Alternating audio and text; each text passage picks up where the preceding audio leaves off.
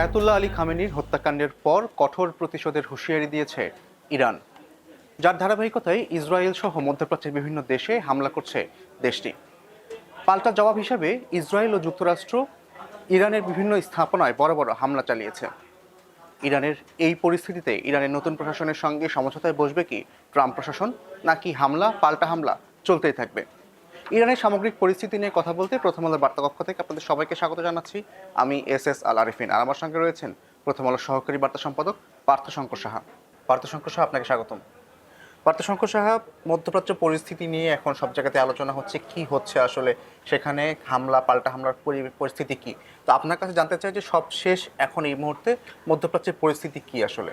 হ্যাঁ, আপনি আরফিন যেটা বলছিলেন যে বৈশ্বিক গণমাধ্যমের এখন সবচেয়ে বড় আগ্রহের বিষয়, সারা দুনিয়ার মানুষেরই আসলে আগ্রহের বিষয়, মানে ইসরায়েল এবং যুক্তরাষ্ট্রের এই যে সাঁড়াশি আক্রমণ ইরানের উপর যে হামলা, এবং আমরা জানি যে সেখানে তাদের সর্বোচ্চ ধর্মীয় নেতা তিনি নিহত হয়েছেন, এবং বলা হচ্ছে এটা যুক্তরাষ্ট্রের পক্ষ থেকে হয়তো দাবি যে 41 জনের মতো তাদের খুবই গুরুত্বপূর্ণ শীর্ষ নেতা নিহত হয়েছেন, সামরিক কর্মকর্তা নিহত হয়েছেন। এটার সঠিক কতটুকু সেটা আমরা জানি না, কারণ যুদ্ধের সময় তো নানা রকম তথ্য, অপতথ্য, কুতথ্য ইত্যাদি ছড়ায়, তো সেটা উভয় পক্ষই দিতে পারে।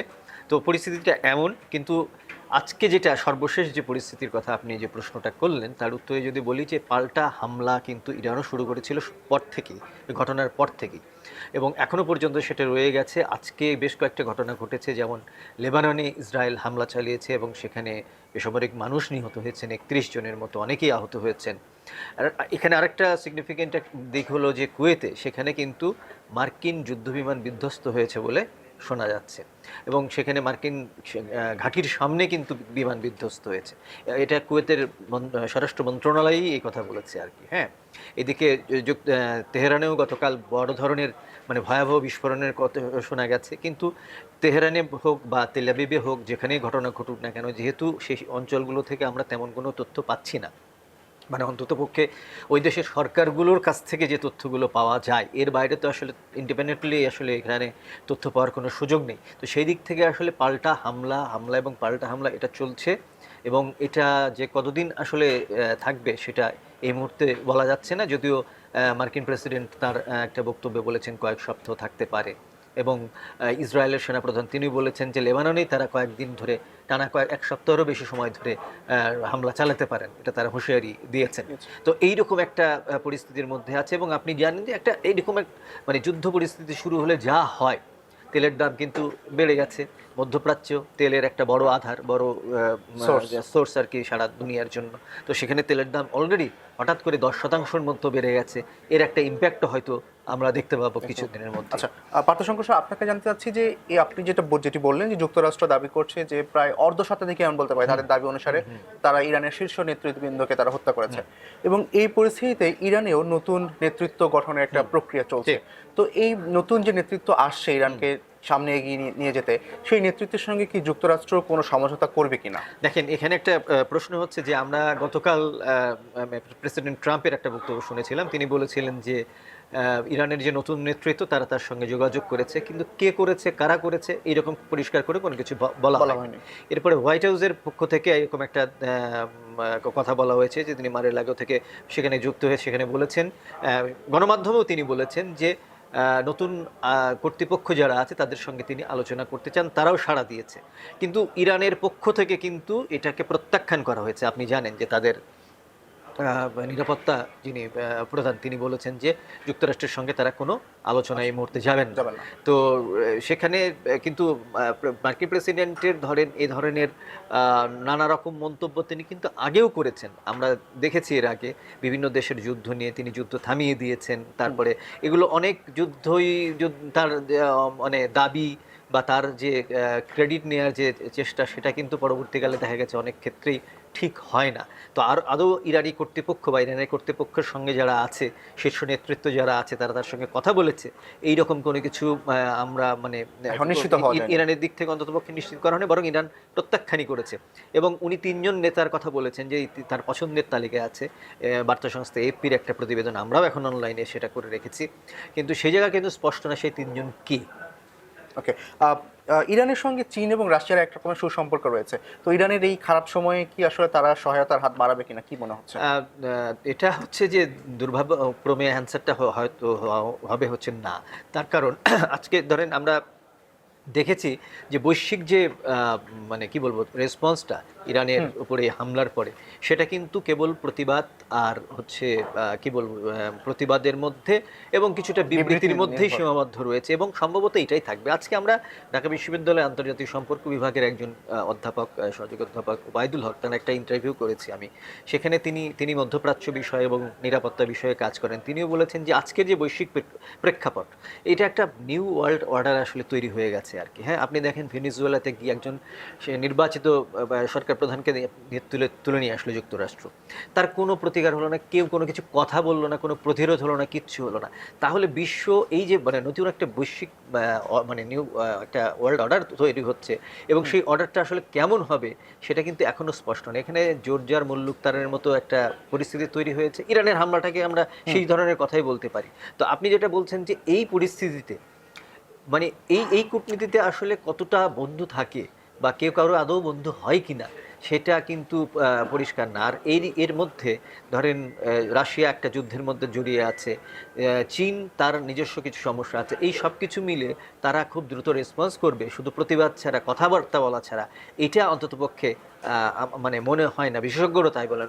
প্রফেসর ওবায়দুল কাদের কথা আপনাকে বললাম, উনিও বলেছেন যে এটা সম্ভবত দূর থেকে দাঁড়িয়ে দেখা ছাড়া আর কেউ কোনো বড় ধরনের সহযোগিতা নিয়ে ইরানের পাশে দাঁড়াবে এটা হয়তো বা ঠিক না, এবং সম্ভবত ইরানও সেটা জানে। এবং রাশিয়া তো দীর্ঘ সময় ধরে একটা যুদ্ধ প্রক্রিয়ার মধ্যে আছে, সেটাই বলছি তারা আছেন।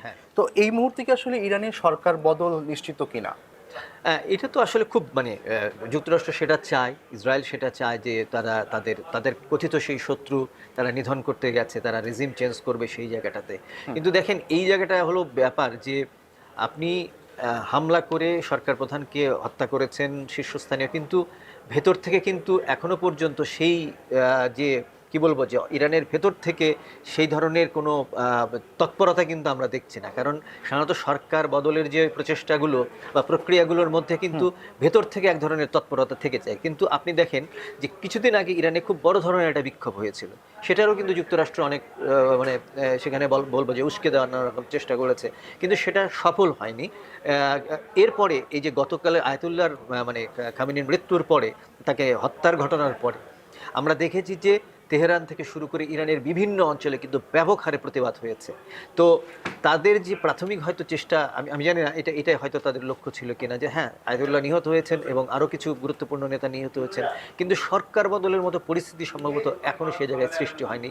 তারা কিন্তু ঘুরে দাঁড়িয়েছে, তারা পাল্টা করে আক্রমণ করেছে, এবং তারা একটা অন্তর্বর্তী সরকারেরও মানে যে প্রক্রিয়া সেই প্রক্রিয়ার মধ্যে আছে, এবং তারা তার নামও অলরেডি ঘোষণা করে দিয়েছে। আমরা জানি যে আলী লারিজানির নামটা সামনে আসছে এখানে। আচ্ছা, তো এই যে যুক্তরাষ্ট্র এবং ইসরায়েলের যে হামলার পরপরই আসলে ইরানের পক্ষ থেকে বেতার বার্তায় যে খুব গুরুত্বপূর্ণ একটা পথ যে হরমুজ প্রণালীতে জাহাজ প্রবেশের একটা বন্ধের একটা হুঁশিয়ারি তারা দেওয়া হয়েছে, এবং এরপর থেকে হরমুজ প্রণালীর দুই পাশেই বেশ বড় সংখ্যক পরিমাণে জাহাজ থেমে রয়েছে, তারা আসলে এটা ক্রস করতে পারছে না। তো এই মুহূর্তে এই অবস্থায় যদি তারা এটা হরমুজ প্রণালী বন্ধ থাকে অর্থাৎ আগামী 7 দিন বা 15 দিন, এবং এটা তো তেল, গ্যাস এবং এলপিজি রপ্তানির একটা বড় একটা রুট, তো তার আমাদের মতো দেশের জন্য এবং বাংলাদেশেও একটা রুট একটা আসার কথা ছিল। তো সেই জায়গা থেকে আসলে বাংলাদেশ এটা নিয়ে কি সমস্যা ফেস করবে কিনা? আচ্ছা, এখানে একটু বলে রাখি যে ইরানের পক্ষ থেকে কিন্তু বলা হয়েছে সেটা বন্ধ করার কোনো অভিপ্রায় তাদের নেই, ঠিক আছে। তারপরেও সেই জায়গায় কিন্তু মানে আপনার জাহাজে হামলা হওয়ার পরে সেই পথটা আসলে কতটুকু নিরাপদ থাকবে সেটা নিয়ে কিন্তু প্রশ্ন দেখা দিয়েছে।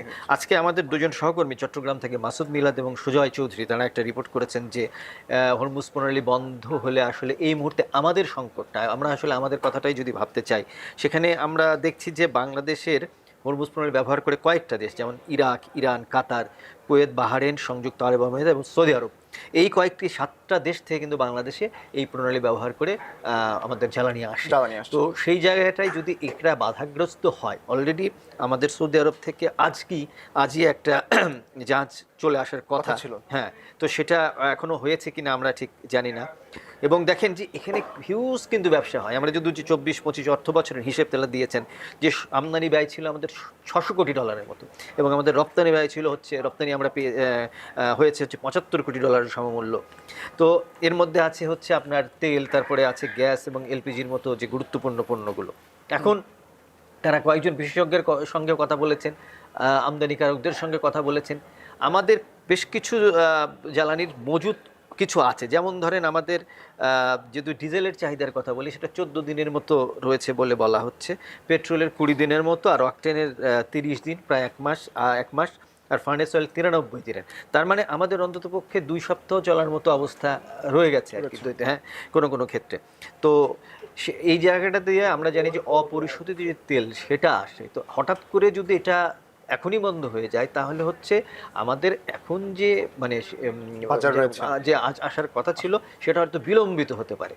হ্যাঁ, কিন্তু তারা আবার বিকল্প পথ খুঁজছেন, সেই বিকল্প পথে আসারও একটা চেষ্টা আছে। তো এই মুহূর্তে ভাবনা আছে, আমাদের চিন্তার অবশ্যই বড় বিষয়, কারণ যুদ্ধ যদি দীর্ঘায়িত হয়, অনেকেই ভাবছেন যে আসলে এটা দীর্ঘায়িত হবে কিনা। তো যদি দীর্ঘায়িত হয় তাহলে নিঃসন্দেহে সেটা একটা প্রভাব ফেলবে বাংলাদেশের অর্থনীতিতে, বৈশ্বিক অর্থনীতিতে বটে। ধন্যবাদ পার্থশঙ্কর সাহা আমাদেরকে সময় দেওয়ার জন্য। ধন্যবাদ। দর্শক, ইরানের সামগ্রিক পরিস্থিতি নিয়ে কথা বলছিলাম আমরা। আপনাদের সামনে আমরা আবারও হাজির হব নতুন কোনো বিষয়ে কথা বলতে। সে পর্যন্ত ভালো থাকুন, নিরাপদে থাকুন, আর প্রথম আলোর সঙ্গে থাকুন।